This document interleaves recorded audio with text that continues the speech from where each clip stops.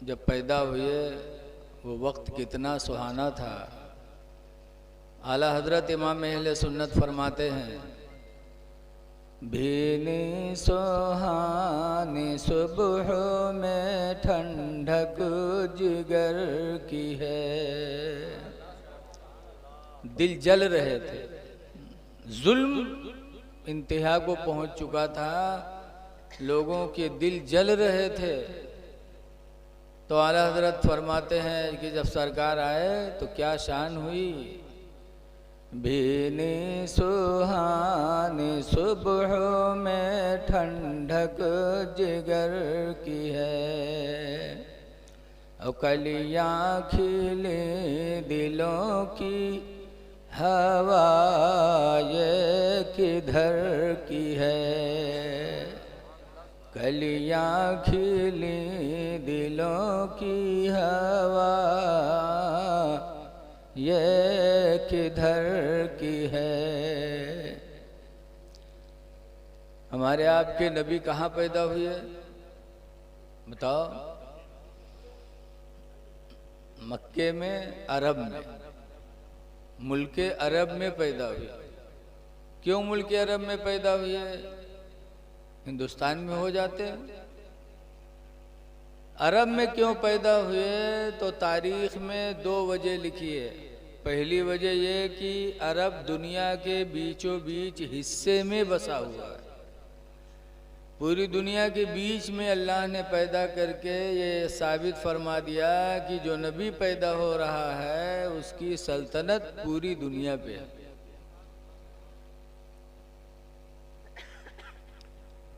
हुजूर बादशाह हैं। जब 10,000 फौज लेके, एक वक्त था कि मक्का छोड़े मदीना गए, आवाज़ कम ही रखना बेटा, और एक वक्त ऐसा आया कि मदीना से 10,000 फौज लेके मक्का पहुँचे और मक्का फतह फरमाया। तो उस वक्त मक्का के सरदार थे अबू सुफियान। उन्होंने सरकार की जब शान देखी तो सरकार के चचा अब्बास से कहते हैं, अब्बास तुम्हारे भतीजे मोहम्मद तो बादशाह लग रहे हैं। तो अब्बास कहते हैं तुमको लग रहे हैं? खुदा की कसम मेरा भतीजा दोनों जहान का बादशाह है, दोनों जहान का बादशाह है। तो हुजूर बादशाह बन के आए।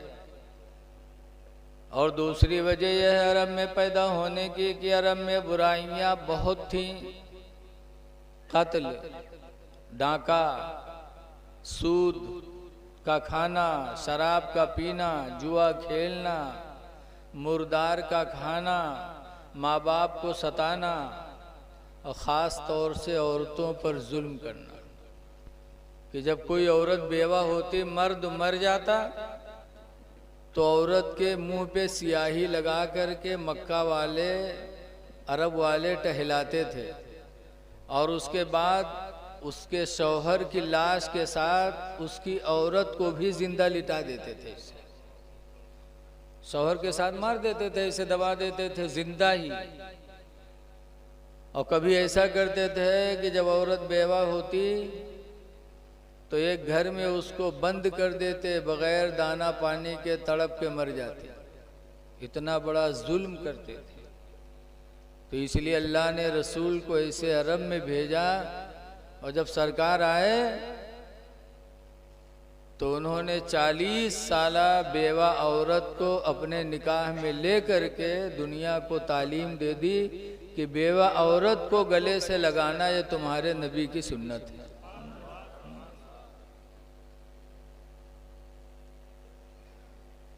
कुरान में वनकिहुल अयामा मिनकुम, उससे निकाह कर लो जो तुम में बेवा हो जाए। सरकार ने कहा भी और उस पर अमल भी किया। बुराई खत्म करने के लिए आए। किस खानदान से थे? तो एक नबी हैं हजरत इब्राहीम अलैहिस्सलाम। उनकी 3 बीवियां थीं। पहली बीवी का नाम हाजरा, उनसे इस्माइल अलैहिस्सलाम पैदा हुए। तो इस्माइल अलैहिस्सलाम को मुल्के अरब अता फरमा दिया इब्राहीम अलैहिस्सलाम ने। कि इस्माइल ये मुल्क अरब तुम्हारा। दूसरी बीवी सारा थी, सारा से एक लड़के पैदा हुए इसहाक अलैहिस्सलाम। तो इसहाक अलैहिस्सलाम को इब्राहीम अलैहिस्सलाम ने मुल्क शाम अता फरमाया कि बेटा इसहाक मुल्क शाम तुम्हारा है। तीसरी बीवी हजरत कतूरा से हजरत मदियन पैदा हुए और हजरत मदियन को इब्राहीम अलैहिस्सलाम ने मुल्क यमन अता फरमाया कि बेटा मुल्क यमन तुम्हारा है। तीन लड़के थे, तीनों के लिए अलग अलग जगह दे दिया। जैसे आज हमारे आपके लड़के होते हैं तो कह दिया जाता वो खेती तुम्हारी है, वो खेती तुम्हारी, वो खेती तुम्हारी। या दुकानदार है तो कहते फला दुकान तुम्हारी, फला दुकान तुम्हारी, फला दुकान तुम्हारी। लेकिन आज कुछ गए गुजरे लोग हैं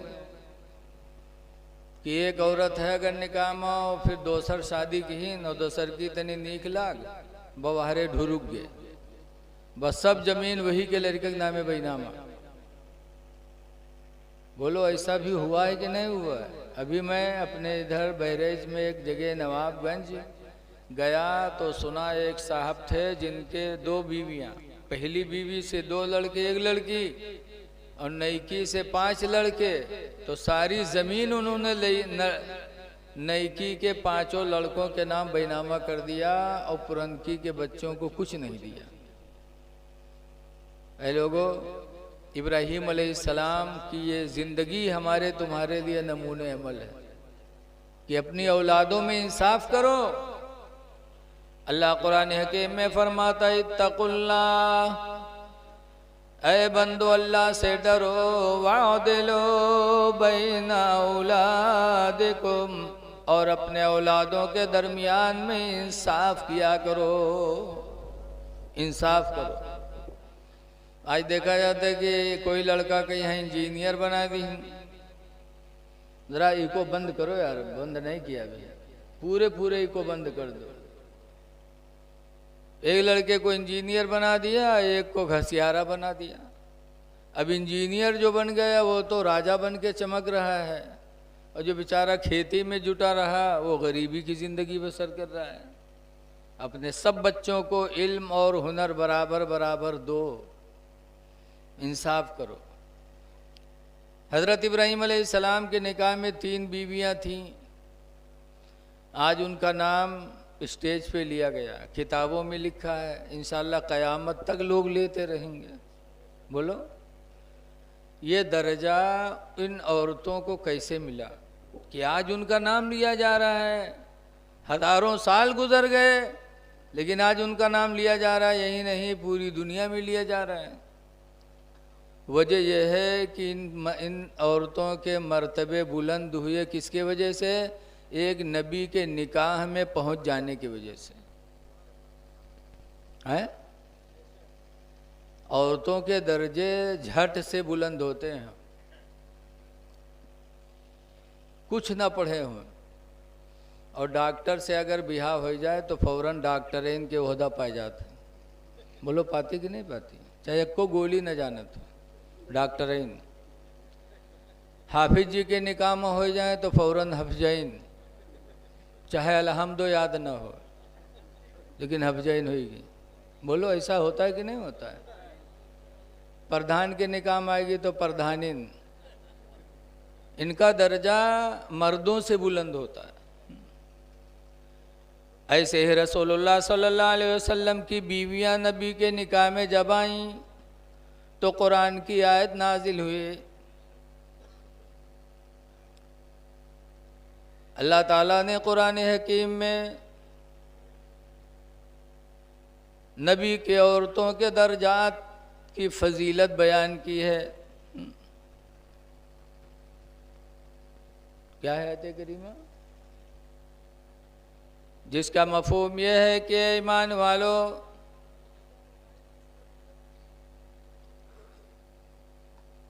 नबी की औरतों की तरह दुनिया की कोई औरत नहीं हो सकती।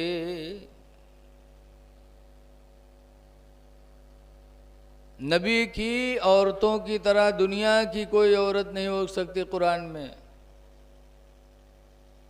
अभी जहन में आएगी वो आयत तो मैं आपको बताऊंगा।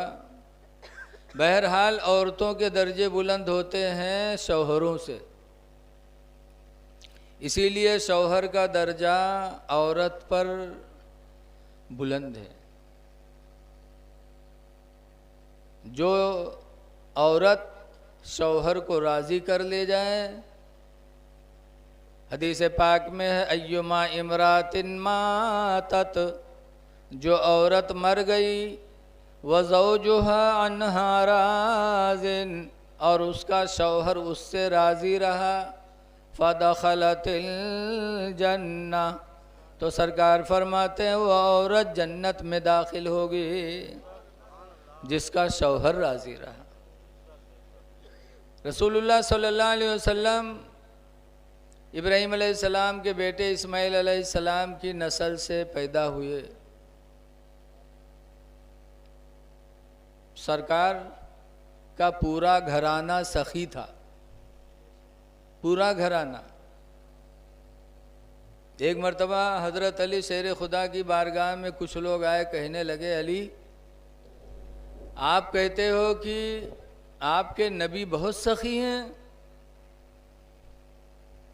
लेकिन उनसे ज़्यादा सखी तो हातिम ताई था, कि हातिम ताई एक शख्स गुजरा है तो उसके घर में 10 दरवाज़ा लगे थे, 10, और एक दरवाजे से अगर कोई भिखारी भीख मांगता तो हातिम दे देता, फिर वही भिखारी दूसरे दरवाजे पे जाता और आवाज़ लगाता तो हातिम ताई फिर उसको दे देता, फिर वही मांगने वाला तीसरे दरवाजे पे जाता और आवाज़ लगाता तो हातिम ताई फिर दे देता। हम लोगों की तरह नहीं कहता। हम लोग अगर कहूँ हफ्ता में कोनो का 2 रुपया देवे फिर आ जाए तो कहें आए रे तो का भी दिया रहा है 2 हफ्ता बाद फिर आएगे रे तू, बोलो कहते कि नहीं कहते हैं? लेकिन हातिम ताई इतना बड़ा सखी था कि एक दरवाजे से जज़ाकल्लाह, एक दरवाजे से भिखारी मांगता तो हातिम ताई देते, और फिर वही दूसरे दरवाजे पे पहुंचता तो वहाँ भी देते। माशाअल्लाह माशाअल्लाह। लागत है 2-3 हातिम ताई किस्सा बयान करी पड़ी हमका, काम तमाम हुई। चौथे दरवाजे पर मांगने जाता हातिम ताई, फिर जाते फिर उसको दे देते, मना नहीं करते। तो कहने वाले ने हज़रत अली से कहा कि हातिम ताई इतना बड़ा सखी था कि 10 दरवाज़ा रखे था, और एक ही मांगने वाला अगर बार बार जाता तो हातिम ताई मना नहीं करता, और तुम्हारे नबी इतने बड़े सखी कहाँ हैं? तो हज़रत अली शेर खुदा कोनो वहाबी हो तो कहा था हाँ सही कहा, तो यार वही सखी रहा है। लेकिन हज़रत अली का ईमान, हज़रत अली फरमाते हैं कि हातिम ताई सखी नहीं था, सखी तो मेरे नबी ही हैं। कहा क्यों? तो हज़रत अली कहते हैं कि अगर हातिम सखी होता तो एक भिखारी जब मांगा था पहले दरवाजे पर तो उसको इतना दे देता, इतना दे देता कि उसकी सारी ज़रूरत पूरी हो जाती, फिर उसको मांगने की ज़रूरत ही नहीं पड़ती। और दिया वो फिर दूसरे दरवाजे पर गया, फिर वहाँ दिया, फिर तीसरे दरवाजे पर गया, तो हातिम सखी कहाँ रहा? ज़रूरत के मुताबिक कभी दिया ही नहीं। अगर दिया होता तो भिखारी फिर क्यों मांगता? लेकिन मेरे नबी ने जिसको दिया तो ऐसा दिया कि वो जिंदगी भर माला माल हो गया। एक ही मर्तबा में मेरे नबी ने माला माल कर दिया। मिसालें बहुत हैं। हज़रत अबू हुरैरा सहाबी हुजूर के घर तशरीफ़ लेके, बहुत गरीब आदमी रहा है, एक झोली टांगे रहा है कि कोई दी तो धै ले। सरकार के घर गए, सरकार के घर में खजूरों का ढेर लगा था। सरकार ने इसे हाथ मारा, कालो अबू हुरैरा झोली फैलेन, सरकार ने डाल दिया। अच्छा बताओ अतने में कितनी खजूरें आ जाएंगी? ऐसे हाथ मारो दे दो कितनी खजूर आ जाएंगी? Quintal 2 quintal? 10-15 बोलो। सरकार ने डाल दिया, कहा जाओ अबू हुरैरा ये खजूरें खुद खाना, घर वालों को खिलाना और अल्लाह के नाम पर सदका भी करते रहना। अबू हुरैरा का बयान है कि जब तक सरकार इस ज़मीन रुए ज़मीन पर बज़ाहिर मौजूद रहे तब तक मैं उस थैली की खजूरें खाता रहा, घर वालों को खिलाता रहा और अल्लाह के नाम पर निकाल निकाल के सदका करता रहा। हुजूर के विसाल के बाद हज़रत अबू बकर रदी अल्लाह अन्हु का ज़माना आया। 2 साल कुछ महीना हज़रत अबू बकर खलीफा रहे, अमीरुल मोमिनीन रहे। वो 2 साल के अंदर भी अबू हुरैरा कहते हैं मैं निकाल कर खाता रहा, खिलाता रहा, अल्लाह के नाम पर सदका। हज़रत अबू बकर के विसाल के बाद हज़रत उमर खलीफा बने, 10 साल तक वो खलीफा रहे। अबू हुरैरा का बयान है कि हज़रत उमर के ज़माने खिलाफत में मुकम्मल 10 साल में उस थैले की खजूरें खाता रहा, खिलाता रहा और अल्लाह के नाम पर सदका भी करता रहा। फिर हज़रत उमर के बाद हज़रत उस्मान गनी का ज़माना आया। 12 साल हज़रत उस्मान अमीरुल मोमिनीन रहे। उनके 12 साल ज़माने खिलाफत में अबू हुरैरा का बयान है कि मैं उसकी खजूरें खाता रहा, घर को खिलाता रहा और अल्लाह के नाम पर सदका करता रहा। कई मन खजूरें अबू हुरैरा कहते हैं मैंने अल्लाह के नाम पर सदका कर दी। ये मेरे नबी की अता है, जिसको दिया तो माला माल कर दिया। इसीलिए आला हजरत इमाम अहले सुन्नत फरमाते हैं कि कौन देता है देने को मुँह चाहिए, कौन देता है देने को मुँह चाहिए, और देने वाला है सच्चा हमारा नबी, देने वाला है सच्चा हमारा नबी। तो मेरे नबी की अता इसी है। लेकिन लोग कहते हैं कि नबी रसूल से मांगना शिर्क। आपने सुना होगा कि रसूलुल्लाह सल्लल्लाहु अलैहि वसल्लम की बेटी हज़रत फ़ातिमा ज़हरा एक मर्तबा हसन और हुसैन को लेकर के हुजूर के पास गई थी। कहा था अल्लाह के रसूल अपने इन दोनों नवासों को कुछ दे दो, अपने दोनों नवासों को कुछ। तो हुजूर ने क्या फरमाया था, हसन को मैंने अपना इल्म दिया और हुसैन को मैंने बहादुरी दे दिया। सरकार ने नहीं फरमाया फातिमा मुझसे क्यों मांगती हो, हा? फातिमा ने मांगा। इसीलिए आला हजरत भी कहते हैं मांगेंगे मांगे जाएंगे मुँह मांगी पाएंगे, मांगेंगे मांगे जाएंगे मुँह मांगी पाएंगे, और सरकार में न ला है न हाजत अगर की है। जज़ाकल्लाह।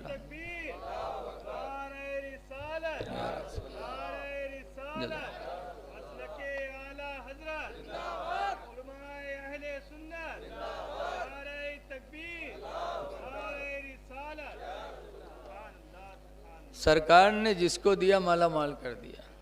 मक्का से हुजूर जब मक्का के लोगों ने सताया और सरकार हिजरत करके मक्का से मदीना जा रहे थे तो रास्ते में जो खाना था ख़त्म हो गया।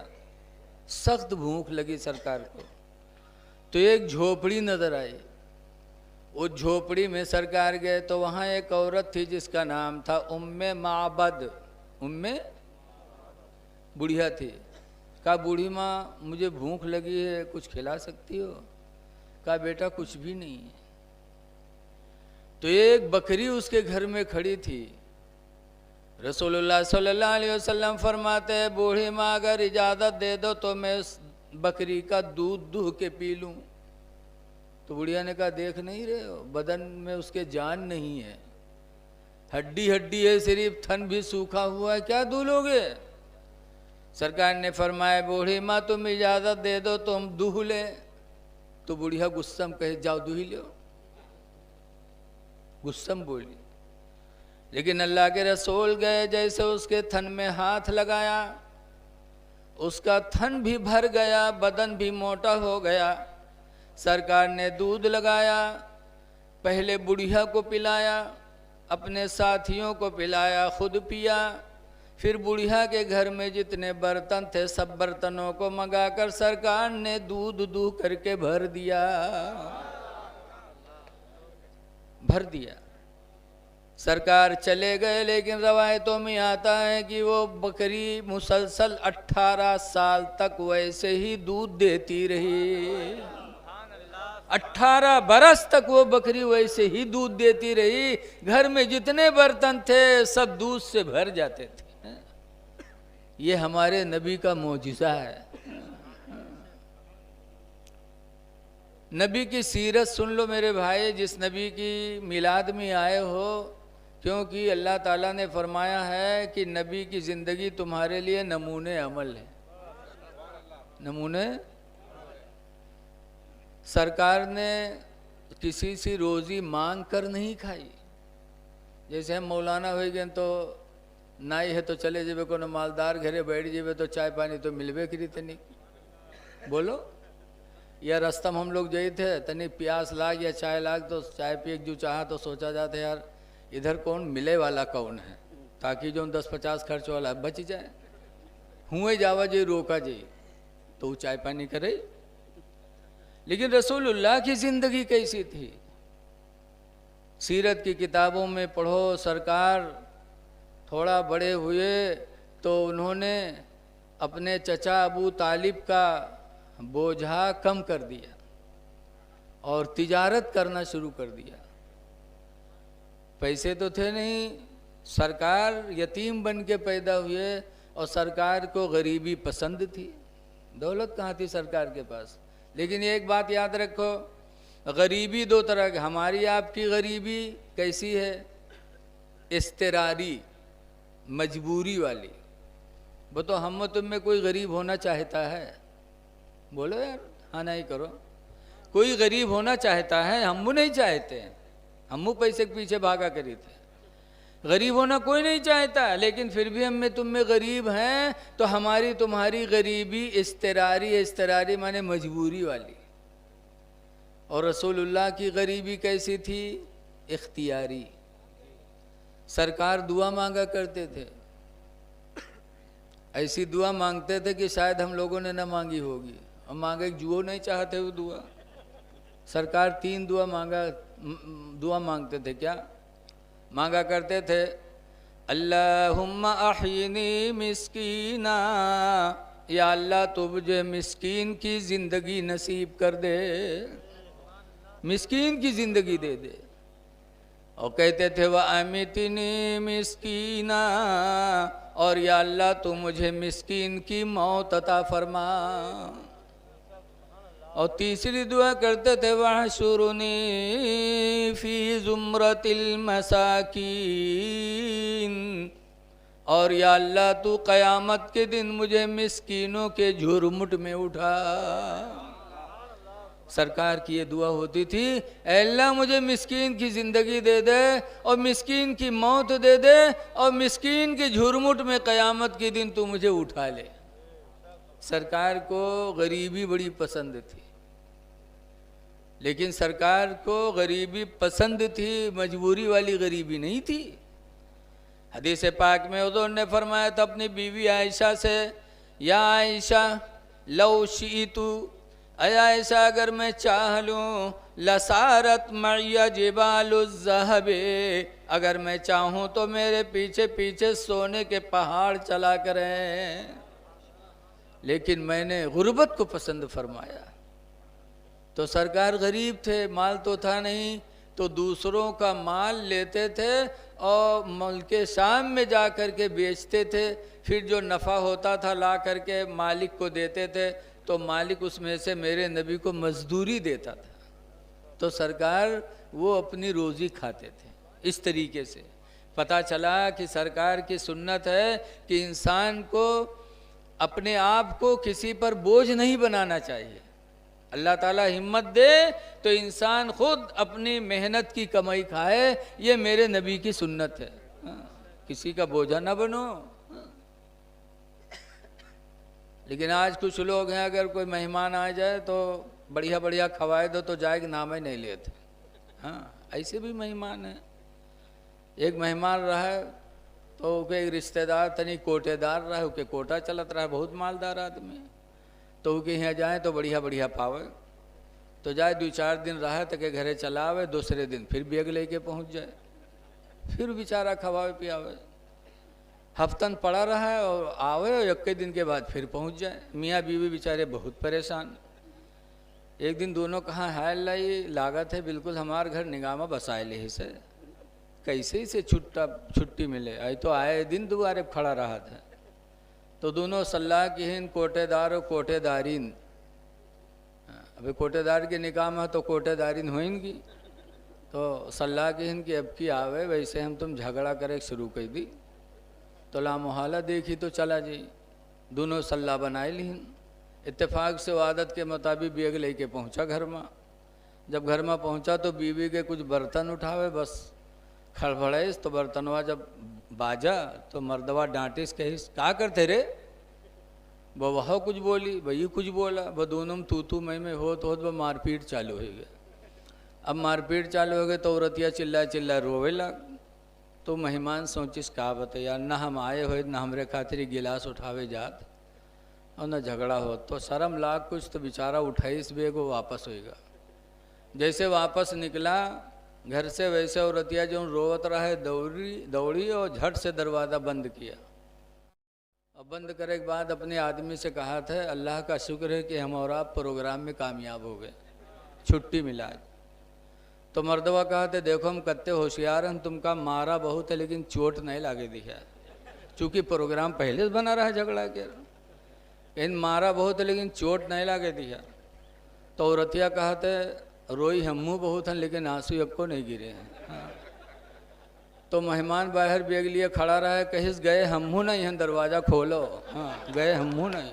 तो ऐसे ऐसे लोग जब मिल जाएंगे, हाँ, जो दूसरों के बोझ ही तो हैं वो।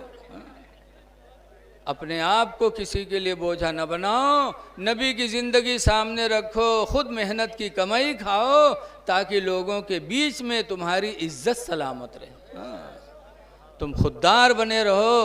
हदीस पाक में है, इस्लाम की किताबों में है कि जो मोमिन होता है वो खुददार होता है। नबी करीम बहुत नफ़ा लेके आते थे। एक मर्तबा मक्का में एक औरत थी जिनका नाम है खदीजा।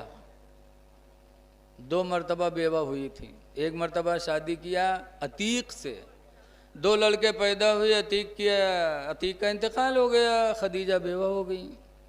फिर दोबारा खदीजा ने एक शख्स से शादी की जिसका नाम हाला था, अबू हाला से शादी किया और 2 लड़के पैदा हुए खदीजा से कि अबू हाला का इंतकाल हो गया। फिर खदीजा बेवा हो गई तो ठान लिया दिल में कि अब शादी नहीं करूँगी, ऐसे ज़िंदगी गुजार लूँगी। 2 मरतबा शादी हुई, अल्लाह ने बेवा कर दिया, तो इरादा बना लिया वैसे ज़िंदगी गुजारूँगी। लेकिन हसीन बहुत थी खदीजा, 40 साल की थी, लेकिन हुस्न का आलम। अल्लाह जिसे चाहे जिस तरह रखे।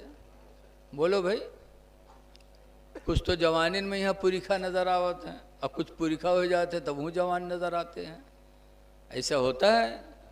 तो अल्लाह ताला ने हुस्न भी दिया था खदीजा को, और दौलत में भी बेमिसाल थी। मक्का में कोई उनका मुकाबिल दौलत में नहीं था। तो जब खदीजा ने देखा कि मोहम्मद दूसरे का माल बेच के लाते हैं, नफ़ा बहुत लाते हैं, तो खदीजा ने कहा, मोहम्मद सल्लल्लाहु अलैहि वसल्लम मेरा भी माल बेच दो, दूसरों का माल बेचते हो, मेरा भी माल बेच दो। तो सरकार ने कहा ठीक है दे दो। तो खदीजा ने अपना माल दिया, और जब सरकार चले मुल्क शाम तो खदीजा ने अपने एक नौकर मैसरा को भी साथ में भेज दिया कि तुम भी जाओ साथ में। मैसरा गया साथ में।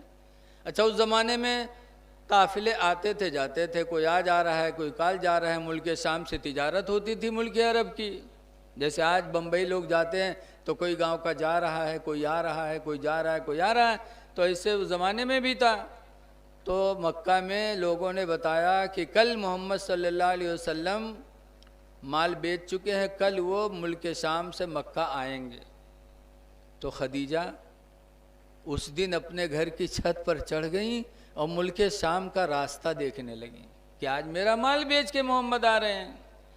रवायतों में आता है, खदीजा का बयान है कि दोपहर का वक्त था, बड़ी तेज़ धूप थी, मैं अपने घर की छत पे चढ़ी मुल्क शाम का रास्ता देख रही थी कि मैंने देखा कि मोहम्मद और मैसरा आ रहे हैं। तो मोहम्मद के सर पर बादल साया किए हुए हैं, नबी चल रहे हैं, बादल का साया भी चल रहा है। बादल वो मोजिज़ा नबी का देख कर खदीजा के दिल में नबी की बहुत अहमियत जम गई। जब हुजूर आए और नफ़ा दिया, आजकल तो लोग चुरा लेते हैं। बहुत से लोग बम्बई जाइए हैं, अगर कहूँ गल्ला पर बैठाए दी तो महीना 2 महीना तो दयानतदारी देखे गई हैं ताकि पूरा गल्ला उठा के भाग ले। नबी करीम ने ऐसा नहीं किया। क्यों? मोमिन वो है जो वादा करे उसे पूरा करे, और मुनाफिक वो है जो वादा करे और वादे में गद्दारी कर जाए। सरकार पूरा पूरा नफा ला करके दिए। खदीजा बहुत खुश हुई, और खदीजा से बहुत लोगों ने निकाह की कोशिश की, लेकिन खदीजा ने कहा ना, 2 मरतबा बेवा हो चुकी हूँ, अब शादी नहीं करूँगी। बड़े बड़े लोगों के दावत ठुकरा दिया, नहीं किया। लेकिन जब हुज़ूर सल्लल्लाहु अलैहि वसल्लम नफ़ा दे करके और मजदूरी ले करके घर चले गए, तब खदीजा ने अपने नौकर मैसरा से कहा, मैसरा एक बात बताओ। कहा बोलो। कहा कल मैंने अपने घर की छत पे देखा कि जब मोहम्मद आ रहे थे तेज़ धूप थे, लेकिन बादल साया किए हुए था। मैसरा कहते हैं आपने कल देखा? मैंने तो पूरा महीना मुल्क शाम में देखा, उन पर कभी धूप पड़ी ही नहीं है, हमेशा बादल साए किया रहता था। जब मैसरा की बात सुनी तो खदीजा के दिल में सरकार की और मोहब्बत हो गई। तो खदीजा खुद अपनी तरफ से निकाह का पैगाम भेजा सरकार के पास। सरकार 25 साल के जवान, खदीजा 40 साल बुढ़िया, लेकिन हुस्न था अल्हम्दुलिल्लाह। हदीस पाक में कि खदीजा ने एक लड़की नफीसा को बुलाया, कहा नफीसा जा करके हुजूर से कह दो, इन्नी क़द रग़िबतु फ़ीका या मोहम्मद, ऐ मोहम्मद मैं तुम्हारे निकाह में आनी चाहती हूँ। जाके मेरा पैगाम सुना दो उनसे कि मैं उनके निकाह में आनी चाहती हूँ। गई, बताया सरकार को, तो सरकार ने जवाब क्या दिया? आज के नौजवान होते तो क्या करते? ऐ नौजवानों, नबी की ज़िंदगी तुम्हारे लिए नमूने अमल है। आज देखा जाता कौनो लड़की तनिक मुस्कियान व नौजवान लेके भागा, चला गा दिल्ली बम्बई, और बप्पा हुआ थाने में तूरे जाते हैं, घर कुड़क्की होते, ख़ानदान बदनाम होता है। ऐ नौजवानों, ज़रा अपने नबी की जवानी की ज़िंदगी देखो। जब खदीजा जैसे हसीन व जमील मालदार औरत ने निकाह का पैगाम भेजा तो सरकार ने जवाब दिया था कि जाके खदीजा से कह दो कि मेरे माँ बाप नहीं हैं कि मैं उनसे पूछूं, लेकिन अभी इसी दुनिया में मेरे चाचा अबू तालिब ज़िंदा हैं, अमीर हमज़ा ज़िंदा हैं, अब्बास चाचा ज़िंदा हैं। मैं अपने चाचा लोगों की मीटिंग करूंगा, उसमें इस बात को रखूंगा, फिर मेरे ख़ानदान के लोग जो फैसला देंगे वही होगा। सरकार ने खुद जवाब न दिया हाँ ना ही में, बल्कि अपने ख़ानदान के मर्ज़ी पे छोड़ा। शाम हुई, सरकार ने घर के लोगों को इकट्ठा किया, मीटिंग किया, खदीजा की बात रखी। तो सरकार के बड़े चचा अबू तालिब खड़े हो गए और कहते हैं कि सुनो मेरे भाइयों, मैंने अरब में अपने भतीजे जैसा कोई नौजवान नहीं पाया, और खदीजा जैसी कोई औरत भी मैंने नहीं देखा, लिहाजा रिश्ता मुझे पसंद है। अबू तालिब ने जब अपनी मर्ज़ी जाहिर की तो सारे भाइयों ने हाँ हाँ कर दिया। तो अबू तालिब ने हुजूर का निकाह खदीजा से पढ़ दिया, और महर में अबू तालिब ने अपनी तरफ से ऊँट अता फरमाया। सरकार का निकाह हो गया। ऐ लोगों, जब सरकार ने अपनी शादी खानदान की मर्जी से किया तो जिंदगी में सुकून देखो कि खदीजा ने अपने शौहर को सुकून कैसा पहुंचाया। रवायतों में है कि सरकार निकाह के बाद गारे हिरा में इबादत के लिए जाने लगे। आज तो निकाह हो जाते तो नौजवान कमाए नहीं जाते, जहाँ निकाह हो जाए मेहरू आए तो जइए बम्बई और लखनऊ से लौट यही है, कहीं ट्रेन छूट गए, जाए जुए ही नहीं चाहते। कहूँ जाइए कहीं वहाँ मालिक दोसर नौकर रख लिए, चले आए बप्पा झेलत हैं। आज के नौजवानों का ये हाल है। लेकिन रसूलुल्लाह सल्लल्लाहु अलैहि वसल्लम की शादी हुई तो बीवी की रोज़ी का जिम्मा भी सरकार पे हो गया। रोज़ी भी कमाते थे, गारे हिरा में इबादत भी करते थे। जब गारे हिरा मक्का से 4.5 किलोमीटर दूर और उसके ऊपर चढ़ के खोह में सरकार इबादत करते थे, तो खदीजा वही खाना पानी ले जाके देती थी। इस ज़माने में तो हिरा पहाड़ी के ऊपर सीढ़ियाँ बनी हैं, पैप लगे हैं, लेकिन उस ज़माने में न सीढ़ी न पैप, नुकीले पत्थर थे। लेकिन खदीजा अपने शौहर की मोहब्बत में उन नुकीले पत्थरों पे भी चढ़ के जाती थी और अपने शौहर को खाना पानी पेश करती थी। और सरकार गारे हिरा से जाते थे तो सेब संतरा लेके नहीं जाते थे, खाली हाथ जाते थे। लेकिन फिर भी खदीजा अपने शौहर की खिदमत करती थी। 1 दिन नहीं, 2 दिन नहीं, 3 दिन नहीं, रवायतों में आता है मुसलसल 15 साल तक खदीजा खाना पानी ले जाके पेश किया। 4 किलोमीटर पैदल जाती थी, फिर हिरा पे चढ़ती थी। आज सीढ़ी है, पैप है। कोई माँ है हाजी? बोलो ना यार, कोई हुए तो। कोई हाजी नहीं है गांव में ही है। आज उस पे चढ़ो तो 3 घंटा चढ़ने में लगता है, और जो कोई चढ़ आवत है उसके फजर जरूर छूटत है, इसलिए कि जिस्म चुकना चूर हो जाता है। अल्लाह जिसे चाहे पढ़ा दे। बहुत कठिन रहा है। लेकिन खदीजा 15 साल तक खाना पानी पेश किया। जब 15 साल हो गए तो अल्लाह ताला ने हज़रत जिब्रील को भेजा और कहा, जिब्रील जाकर मेरे नबी से कह दो कि खदीजा को खदीजा के रब ने सलाम भेजा है, और खदीजा से कह देना कि अल्लाह ताला ने तेरे लिए जन्नत में मोतियों का महल बना के रखा है। पता चला कि जब कोई औरत अपने शौहर की खिदमत करती है तो अल्लाह खुश होता है। खदीजा ने शौहर की खिदमत की बरकत से खुदा का सलाम पाया और जन्नत में मोतियों का महल बना।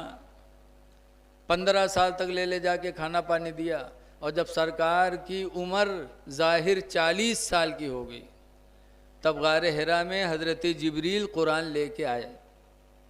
कुरान हुजूर पर कब नाजिल हुआ? जब 40 साल के हो गए तब कुरान की आयत लेकर के आए। जिब्रील आए, सरकार से कहा इक़रा, पढ़िए।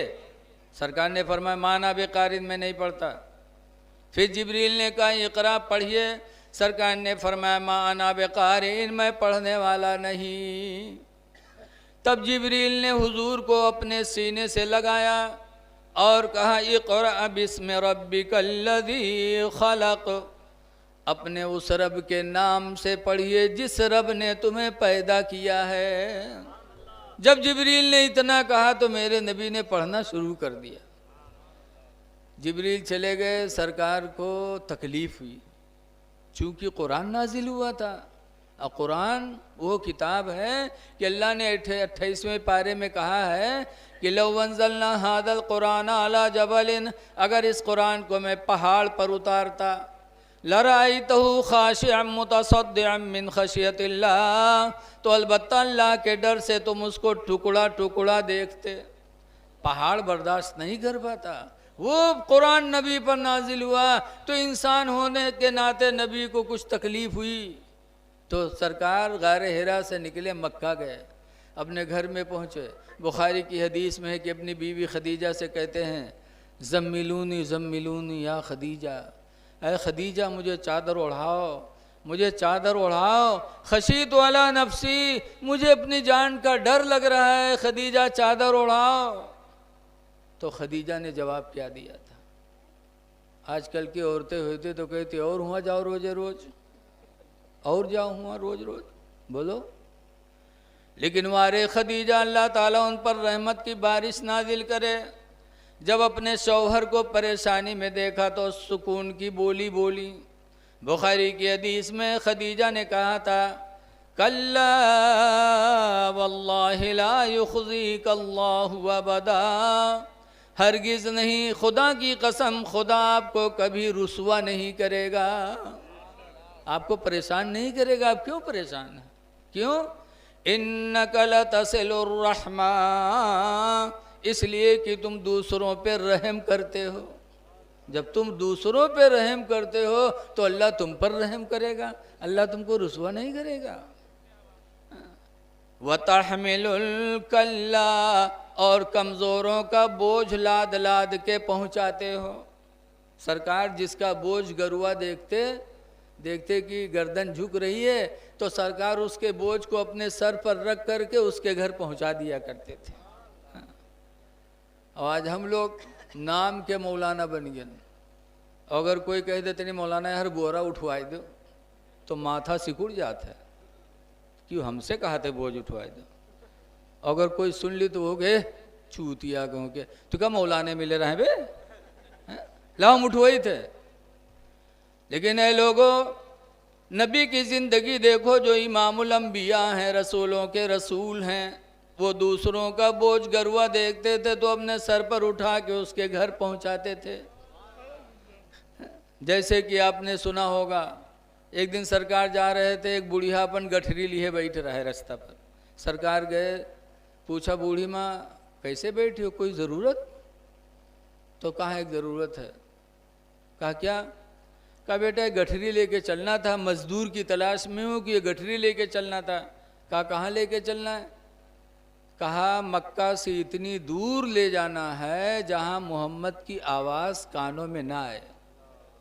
सरकार से इतना जलती थी, लेकिन सरकार को पहचानती नहीं थी, बस सुना करती थी कि मक्का में एक इंसान है जो मेरे बुतों की बुराई करते हैं, एक खुदा की इबादत के लिए कहते हैं।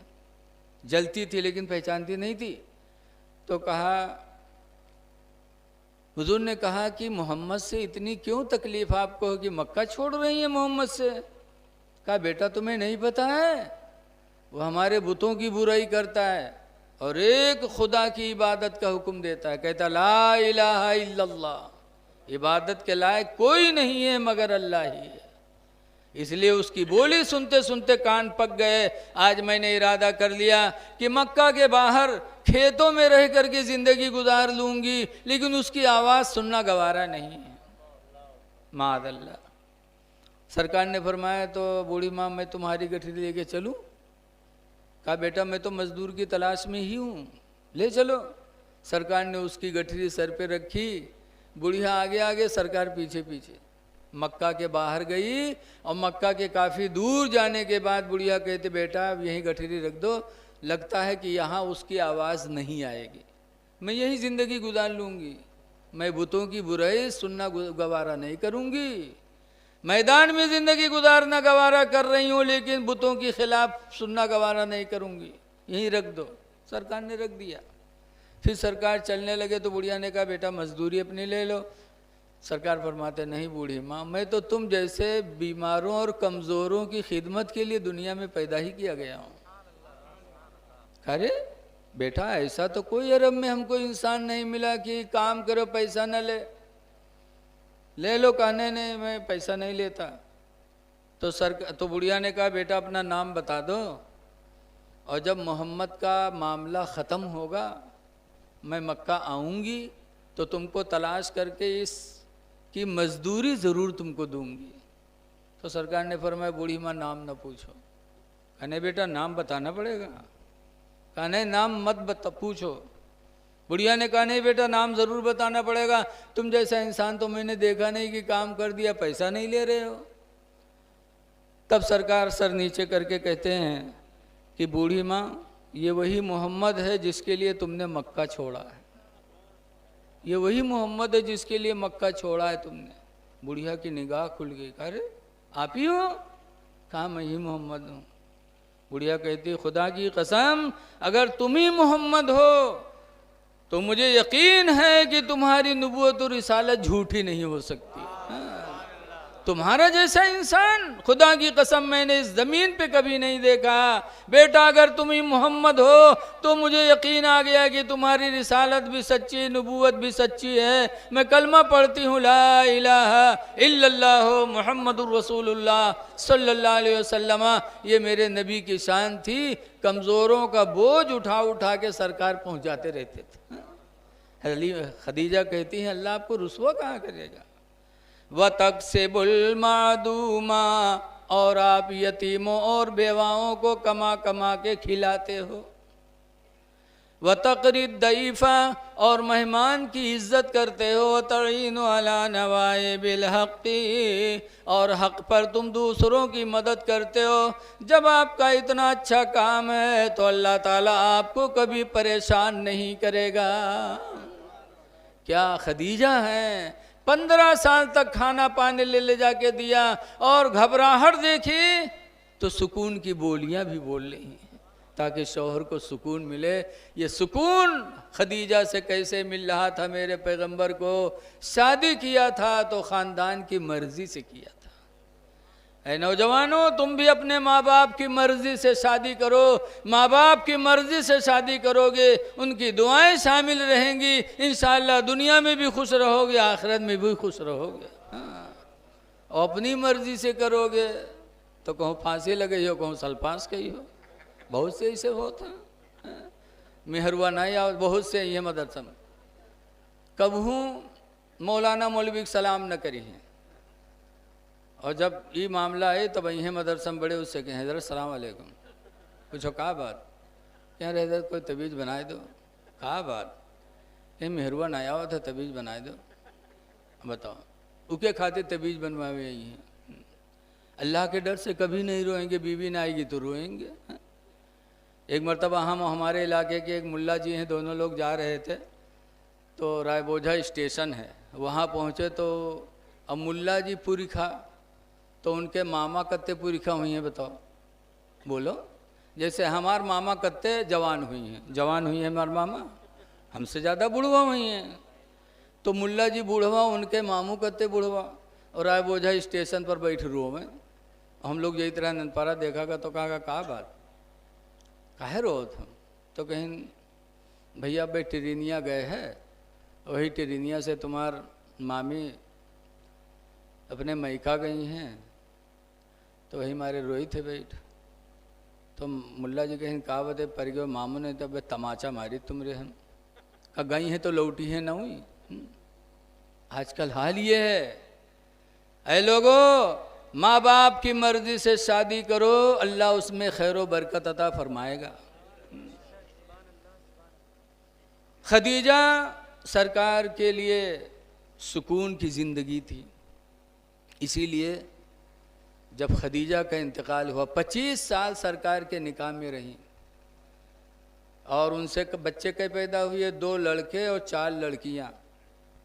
11 बीवियां थीं। 11 बीवियों में सिर्फ औलाद पैदा हुई तो हज़रत खदीजा से हुई, बाकी 10 बीवी से कोई बच्चे नहीं हुए। सरकार ने खदीजा के इंतकाल के बाद शादी की हज़रत आयशा सिद्दीक़ा से। आयशा जवान थीं तो आयशा के बिस्तर पे जब सरकार लेटते तो करवट बदलते तो कहते हाय मेरी खदीजा, इधर करवट बदलते तो कहते हाय मेरी खदीजा। लेटे हैं आयशा के बिस्तर पे, याद कर रहे हैं हज़रत खदीजा को। तो हज़रत खदीजा चिढ़ गई, कहने लगी अजीब मामला है आपका, मुझ जैसे नौजवान औरत आपके बिस्तर पे है और आप बुढ़िया को याद करते रहते हो। जब देखो तब कहते हो हाय खदीजा हाय खदीजा, आप बुढ़िया की रट लगाए रहते हैं। तो सरकार फरमाते हैं आयशा सुनो, मैं खदीजा को कभी नहीं भुला सकता। क्यों? सरकार फरमाते हैं आयशा सुनो, जब पूरे मुल्क अरब ने मुझे झुठलाया, मेरी नबूवत को झुठलाया, तो सबसे पहले मेरी नबूवत और रिसालत पर ईमान लाने वाली खदीजा हैं। और जब पूरा अरब मेरा दुश्मन था, मेरी जान का दुश्मन, तो खदीजा ने अपनी पूरी दौलत मेरे ऊपर निछावर कर दिया। और तीसरा एहसान खदीजा का यह है कि अल्लाह ताला ने खदीजा के पेट से हमें औलाद अता फरमाई। सरकार फरमाते खदीजा का एहसान है कि अल्लाह ने उसके पेट से हमें औलाद अता की है, इसलिए हम खदीजा को भूल नहीं सकते। पता चला नबी की ज़िंदगी से सबक मिला कि जिस औरत से बच्चे पैदा हों उस औरत का एहसान शौहर को मानना चाहिए, है? उस बीवी का एहसान मानना चाहिए कि अल्लाह ने इसके पेट से हमें औलाद अता की है, अगर ये ना होती तो हमें औलाद कहाँ से मिलती। इसलिए औरतों का एहसान मानो, नबी ने एहसान माना है तो आप भी एहसान मानो। लिहाजा औरतों पे जुल्म न करो। औलाद अल्लाह ताला देता है तो औरतों के वसीले से देता है। इसलिए सरकार फरमाते हैं मैं खदीजा को कभी नहीं भुला सकता। लिहाजा ये लोगों, आप भी अपनी बीवियों का एहसान मानो कि उनकी वजह से अल्लाह ने तुम्हें साहिब औलाद बनाया, वरना ये गुडुआ पपुआ कहाँ से आते हैं? कहाँ से ले आते हैं? कोई दुकान जहाँ से खरीद लाते? औरतों का एहसान मानो। लेकिन आज औरतों पर जुल्म कर रहे हैं, जुल्म करते हैं, जुल्म, मारना पीटना। मौलाना अब्दुल मुस्तफ़ा आज़मी अलैहिर्रहमा ने अपनी किताब हक्कानी में एक वाक़िया लिखा है कि एक आदमी रहा जो अपनी बीवी का बहुत मारे, लेकिन वो बीवी ऐसे घराने से आई थी कि जब घर से निकली थी शौहर के घर आने के लिए तो उसके बाप ने कहा था बेटी शौहर के घर जा रही हो, बेटी यही मेरी वसीयत है, नसीहत है कि शौहर के घर जा रही हो, अगर शौहर के घर में मुसीबत के दिन आएंगे तो खुदा, मुसीबत के दिन आएंगे तो सब्र करना, और खुशी के दिन आएंगे तो खुदा का शुक्र अदा करना। मरने के बाद बेटी तुम्हारे कदम शौहर के घर से निकलने, हर हाल में खुदा के फैसले पे राजी रहना। तो बीवी मार खाती रही, सब्र करती रही। आवाज़ बिटिया जात है तो जब जय घर छुटी तो रोईबे करी। जब रोई तो बपुआ का कही काहे डरात है रे, जा। अगर वो बोली तो कैसा रे आँखें निकाल ले बे, हम काहे डरात है, जा। तो बप्पा आज पहलवान बना एक पठवत है, तो वहाँ घर में जंग न हुई तो क्या हुई बताओ। क्या अच्छा आदमी था कि अपनी बच्ची को क्या नसीहत दे रहा है, कि बेटी शौहर के घर से मरने के बाद ही कदम निकलने, खुशी के दिन आएंगे तो अल्लाह का शुक्र अदा करना, मुसीबत के दिन आएंगे तो सब्र करना। बाप ने समझा के भेजा था, शौहर जालिम मिल गया, सुबह मारे शाम मारे, लेकिन बीवी सब्र करती रही, शौहर के मिजाज को परखती रही। परखते परखते फिर ज़िंदगी में वो दिन भी आए कि मार पीट का सिलसिला ख़त्म हो गया। जैसे शौहर की मिजाज वैसे औरत का काम होने लगा। अब मार पीट बंद हो गए। एक हफ्ता गुजरा, 2 हफ्ता गुजरा, 3 हफ्ता गुजरा, मार पीट हो भी नहीं की। तो ये आदमी परेशान चटपटाए कि यार कसके मारी का, 3 हफ्ता होगा मारे नहीं हैं और कोई गलती नहीं पावे।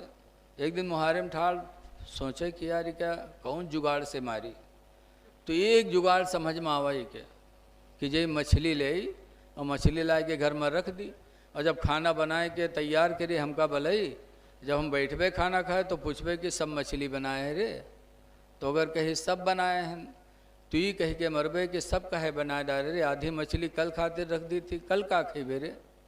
अगर कही कि आधी रखे हैं आधी बनाए हैं तो ये कह के मरबे कि रख काहे दिए रे, उस सड़ जे तो कहाँ से नुकसान है। बने इस प्रोग्राम और गवा मछली लेके आवा घर में रख दी। अब जब बीवी खाना बनाए सौका पुकारिस क्या खाना खाए लो, तो ये लाठी लेके गवा कि आज तो मरे ही मारे खे।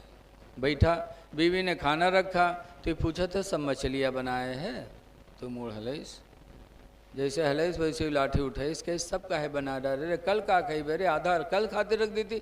तो बीवी कहते रे रे भूल गई थी, आधी मछली मैंने कल के लिए भी रख दिया। अभी सट बना बना प्रोग्राम सब खत्म।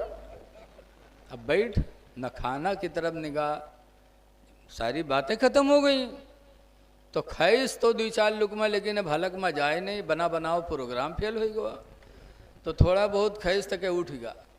तो बीवी बड़ी नेक दिल की थी, उस ने सोचा कि गर्मी का ज़माना है, मेरे शौहर ने मेरे लिए रोज़ी कमाया है, तो आंगन में उसने चारपाई डाला। जब ये लेटा तो बेचारी गई पैर दबाने लगी कि मेरा शौहर है। वो पैर दबा रही थी, लेकिन वो जालिम उसी चक्कर में पड़ा था, आसमान की तरफ देख रहा था। इतने में इसको आसमान पर एक हल्की सी लकीर नज़र आई। तो लकीरिया देखी तो बीवी से कहते हैं, अरे ये आसमान पर लकीर कसो रे। तो औरतियों देखी तो कहे सु फरिश्तन के सड़क हो, कहीं फरिश्तन के सड़क हो, कहीं ना वो 28 लाठी, कहीं सारे तो फरिश्तन के सड़क के नीचे बिस्तरा बिछाया है। अगर उनको एक्सीडेंट हुआ, मोटर उनके फिसली तो हम मरब की बचब रे दुश्मन, वो उठाए के पीट के बहाए गई। मौलाना अब्दुल मुस्तफ़ा आज़मी लिखते हैं, इंसान कितना बड़ा जालिम होता है। बीवी को मारते हो, तुम्हारे बिछौना है। हजरत उमर फरमाते हैं, लोगों बीवियों का एहसान मानो कि बीवियों की वजह से तुम्हारी निगाहें गुनाहों से बचती हैं। बीवियों का एहसान मानो कि तुम्हारी वजह से उनकी वजह से तुम्हारा घर मिसले जन्नत लगता है। इसलिए नबी की ज़िंदगी हमारे तुम्हारे लिए नमूने अमल है। रसूलुल्लाह सल्लल्लाहु अलैहि वसल्लम की एक बात सुन लो सिर्फ, देखो ऐ नौजवानों, सरकार ने दूध किसका पिया था? 3 लोगों का पिया था। सबसे पहले सुवैबा नौकरानी थी, उनका पिया। दोबारा हलीमा का पिया, फिर नहीं आमना का, फिर हलीमा का दूध सरकार ने पिया। 3 लोगों का दूध पिया था। तो हलीमा का पिया तो हलीमा भी माँ हो गई। कौन माँ? रज़ाई। सगी माँ आमना और रज़ाई माँ हलीमा। हलीमा का दूध सरकार ने बचपन में पिया था।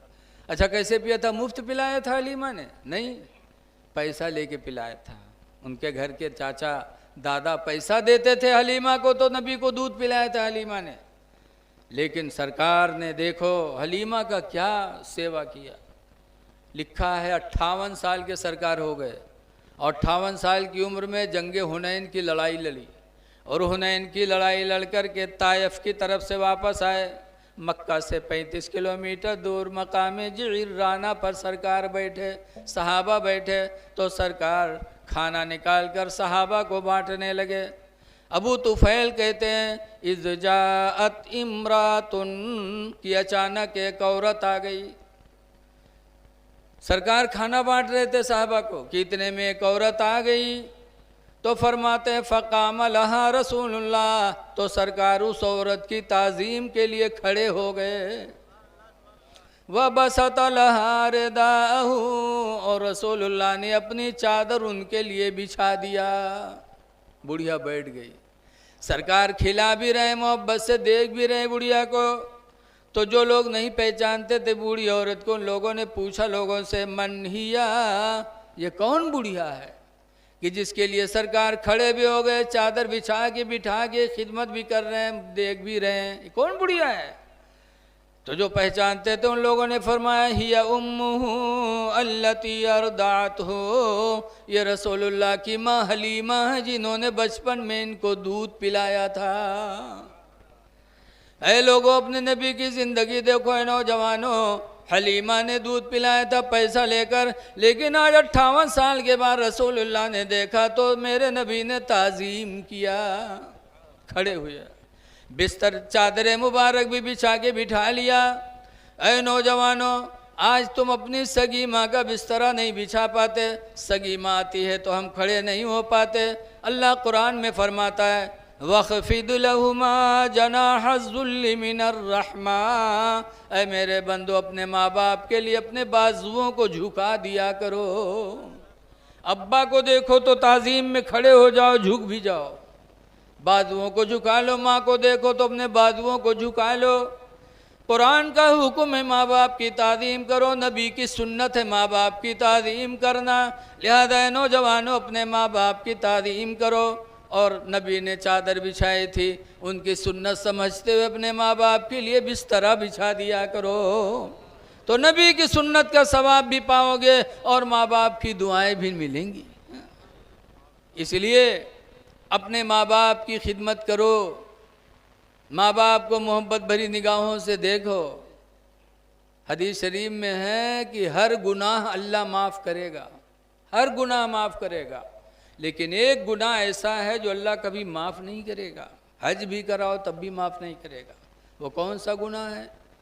हदीस पाक है, नबी उमामता काला काला रसूलुल्लाह, अबू उमामा से रवायत है, फरमाते अल्लाह के रसूल ने शायद फरमाया, इन्नल्लाह यग़फ़िरु कुल्ल ज़ुनूब, बेशक अल्लाह हर गुनाह बख्श देगा, इल्ला उक़ूक़ल वालिदैन, मगर माँ बाप की नाफरमानी, कि माँ बाप की नाफरमानी को अल्लाह कभी माफ़ नहीं करेगा।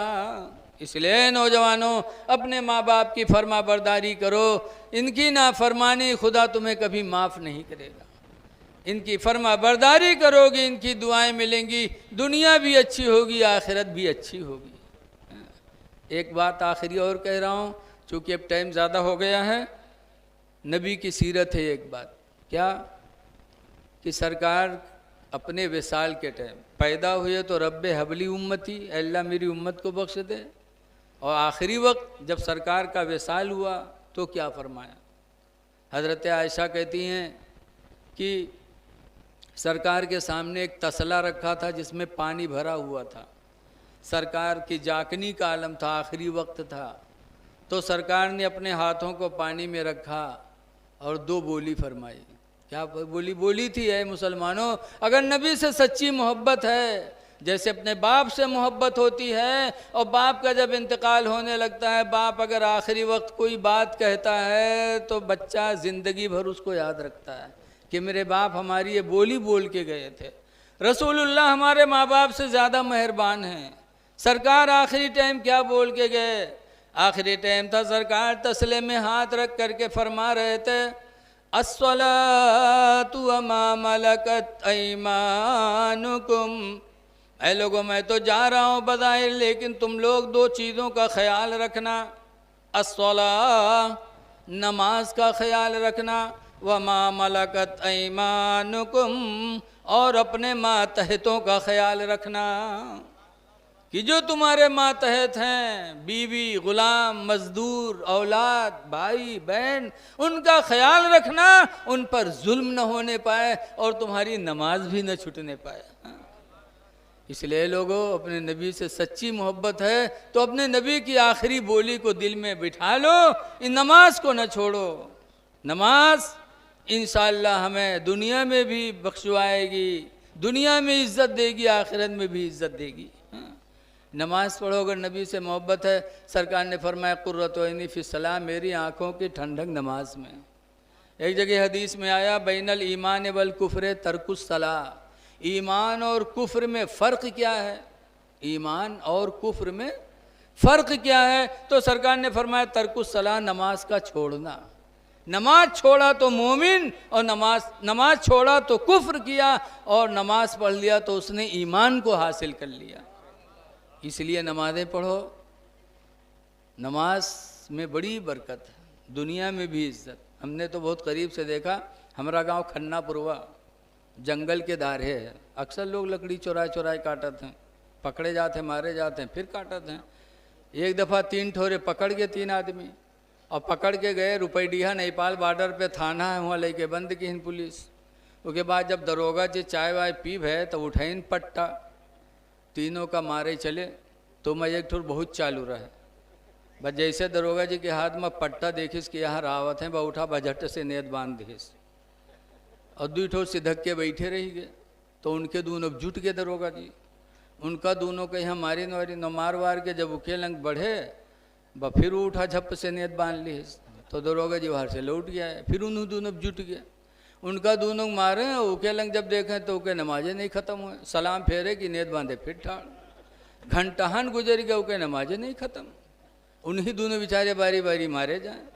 जब तक के 1 घंटा गुजर गया तो गांव से पैसा बटूर के थाने में गवा, दरोगा जी पैसा पाएंगे तो सबका छोड़ दी। जब छोड़ी तीनों ठोरे गांव में आए तो दोनों का गरियावा है, कहीं वो सार कब के नमाजी हो गया है, वो ये सारे घंटाहन आज नमाजें नहीं ख़त्म भाई, कम से कम थोड़ी देर इका मरते तब तक तो हम लोग सौताए ली, लेकिन अल्लाह जाने सार कौन नमाज पढ़े लाग रहा है। बताओ, उसने नमाज पढ़ा था सिर्फ दरोगा जी के डर में, तो मार से बच गया। अगर अल्लाह की रज़ा में पढ़ा होता तो मार दरोगा जी के मार से भी बचता और आखिरत में अज़ाब इलाही से भी बच जाता। नमाज पढ़ो, नमाज में बड़ा दम है। ईमान और कुफ्र में फ़र्क करने वाली अगर कोई चीज़ है तो नमाज है। और चेहरे पे दाढ़ी रखा लो। अल्लाह फरमाता वला तमूतुन्ना इल्ला व अंतुम मुस्लिमून, न मरो मगर मुसलमान बन के मरो। और मुसलमान की पहचान है दाढ़ी। हदीस में है दाढ़ी कब्र में रोशनी का सहारा है। कब्र बड़ी अंधेरी कोठरी है, दाढ़ी रखा लो, कब्र मुनव्वर होगी। लेकिन आज हम लोगों के दिल बहुत ढीठ हो गए, कब्र से भी नहीं डरते। जैसे एक बुढ़वा रहा है, बीमार होएगा तो कह लड़का घेरे बैठे, अब्बा ये बात अब वो बात, तो बुढ़वा कहते भैया रे अभी हम बच न पैबे, अब मर जीवे हम। तो लड़का कहें तब अब्बा, तो बुढ़वा कहते भैया रे जब हम मर जेबे ना तो हमरे कफन में पुरान कपड़ा लगायो, नवा न लगायो। लड़के कहने अब्बा यूँ कहाँ हो सकत है कि तुम ज़मीन खरीदो, मकान बनवाए, मर जइहो तो हम लोग पुरान कपड़ा देवे, गांव वाले कहा कहीं हैं। तो बुढ़वा कहा था सारे गांव वाले चक्कर में पड़ के हमको फंसाए दे हो रे तुम लोग। कहीं काहे अब्बा, कहने रे पुरान कपड़ा में लपेट के रखो कब्र में, ताकि जब मुनकर नकीर हिसाब ले आई हैं देखिए कफन पुरान तो कहे ये तो बहुत पहले मर चुका है, कहीं हिसाब होएगा हो, छोड़ो। तो छोड़ छाड़ चले जाइए और नवा कपड़ा में लपेट के रखिए, जुड़ते जुड़ गई हैं कि नहीं जुटी हैं रे। हैं बताओ, ऐसे ऐसे बुढ़वा परे हैं कि ज़िंदगी भर तो दलाली करवे कि इन्हें मरे के बाद 420 कर एक सोचे। हाँ लेकिन अरे बूढ़े भाइयों, कब्र बड़ी अंधेरी कोठरी। हाँ आला हजरत जैसे मुजद्दिद भी कब्र से डरते हैं। और कब्र का मंजर याद करके आला हजरत अपने पैगंबर की बारगाह में दुहाई करते हैं, अर्ज़ करते हैं या रसूल अल्लाह, खड़े हैं मुनकर नकीर सर पर, न कोई हामी न कोई यावर। खड़े हैं मुनकर नकीर सर पर, न कोई हामी न कोई यावर। और बता दो आकर मेरे पैगंबर कि सख्त मुश्किल जवाब में है। बता दो आकर मेरे पैगंबर कि सख्त मुश्किल जवाब में है।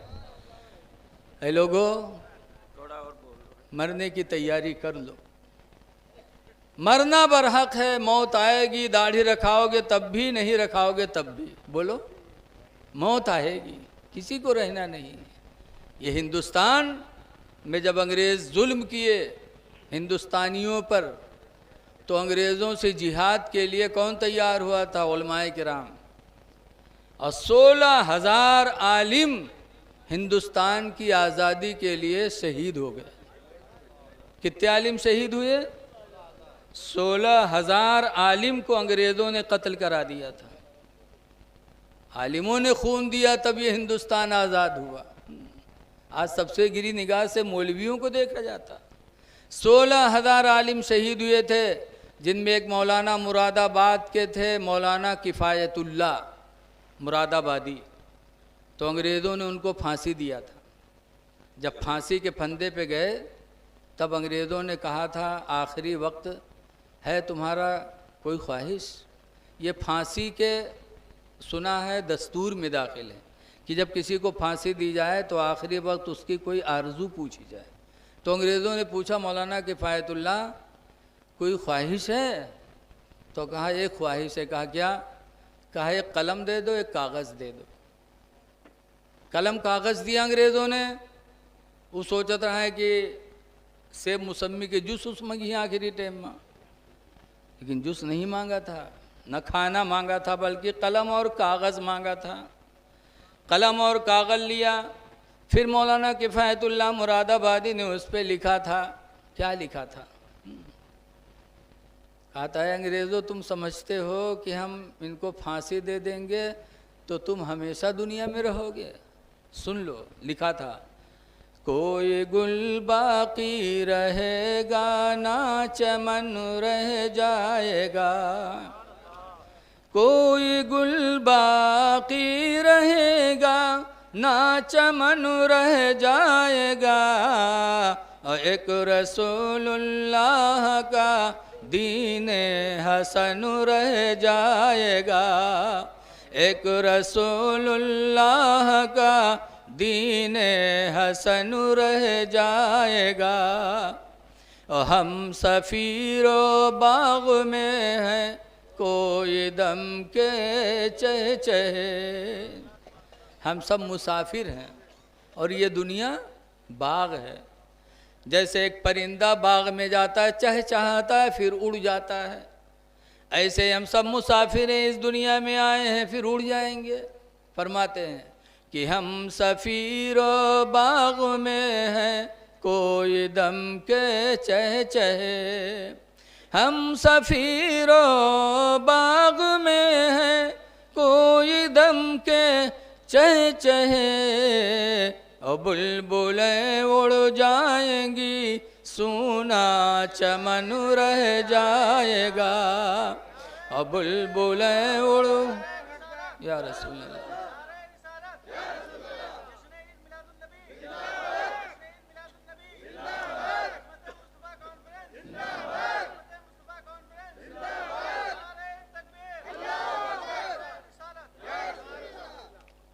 अतुलसो कम ख्वाब की पोशाक पे नाज़ा न हो।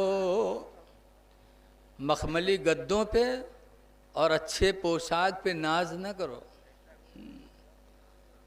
जैसे आज हम लोग इतनी बढ़िया कुर्ता पैजामा पहन लिए थे तो चली थे, तो अपने का देखा जाता, चाहे आगे गिर जावा जाए गढ़ा में, अपन बेरबे देखिए कि किर्च टूटी तो नहीं है तन अपनी पोशाक पे ना। जैसे हमार माँ बहन है, गरारा पहनी है, गरारा, और उसके बाद उसका हाथे से ऐसे टांग के चली है। लागत है इंसान न हो, कौन बाधी बवंडर हो बउड़ा लीजिए आवत है। बताओ ये घमंड का लिबास है कि नहीं है, बोलो। और बात बात गरारा तो इतने महंगे होते हैं कि वो नहीं उठा पावत है, तो दी मिहरुआ या हर बार उठावत है तब वो चलत है। लागत है कौन का कह दिए हम, लागत है फालिश मार दी से चल नहीं पावत है, दो ठो टिकाए घूमत है। ऐ मेरी माँ बहनों, ये तकब्बुर का लिबास है, तकब्बुर अल्लाह को पसंद नहीं। गरारा पहन करके न पैसे बर्बाद करो। पैसे बर्बाद करना ये भी फजूल खर्ची करने वाला शैतान का भाई है। और घमंड अल्लाह को पसंद नहीं है इंसान का जर्रा बराबर। लिबास पहन के नाज न करो। मौलाना किफ़ायतुल्लाह ने लिखा था, अंग्रेज़ों सुनो, अतुल्लसो कम ख्वाब की पोशाक पे नाज़ा न हो। अतुल्लसो कम ख्वाब की पोशाक पे नाज़ा न हो। इस तने बेजान पर खाले कफन रह जाएगा। इस तने बेजान पर खाले कफन रह जाएगा। इसलिए लोगों तैयारी करो, खुदा जाने किस वक्त बुलावा आ जाए, किस वक्त बुलावा आ जाए। इसलिए नमाजों की पाबंदी कर लो और चेहरे पे दाढ़ी रखा लो। एक बात मैं कह रहा हूँ, फिर मैं अपनी तकरीर ख़त्म कर रहा हूँ। हदीस शरीफ है, हुजूर फरमाते ला यरहमुल्लाह, अल्लाह ताला उस पर रहम नहीं करेगा। पूछा गया अल्लाह के रसूल किस पर, किस पे अल्लाह रहम नहीं करेगा? तो सरकार ने फरमाया मल्ला यरहमुन्नास, जो लोगों पे रहम नहीं करेगा, जो इंसानों पे रहम नहीं करेगा, खुदा उस पे रहम नहीं करेगा। और इंसान में हिंदू मुसलमान सब आते हैं, बोलो इंसान सब तो हैं। इसलिए नबी फरमाते हैं जो इंसानों पर रहम नहीं करेगा, खुदा उस पर रहम नहीं करेगा। इसलिए इंसानों पर रहम करो, न हिंदू देखो न मुसलमान देखो, बल्कि देखो इंसान है, हम इसकी मदद करेंगे तो हमारा परवरदिगार हमसे राज़ी हो जाएगा। हाँ, हिंदू भी भूखा हो तो खाना खिला दो, अल्लाह राज़ी होगा। नंगा हो कपड़ा पहना दो, अल्लाह राज़ी होगा। मुसीबत में हो मदद कर दो, खुदा तुमसे राज़ी हो जाएगा। इस चीज़ को अपना लो, इंशाअल्लाह दुनिया भी कामयाब, आखिरत भी कामयाब। अल्लाह इन चंद बातों को कबूल फरमाए। खड़े हो जाइए, सलातो सलाम पढ़ लीजिए।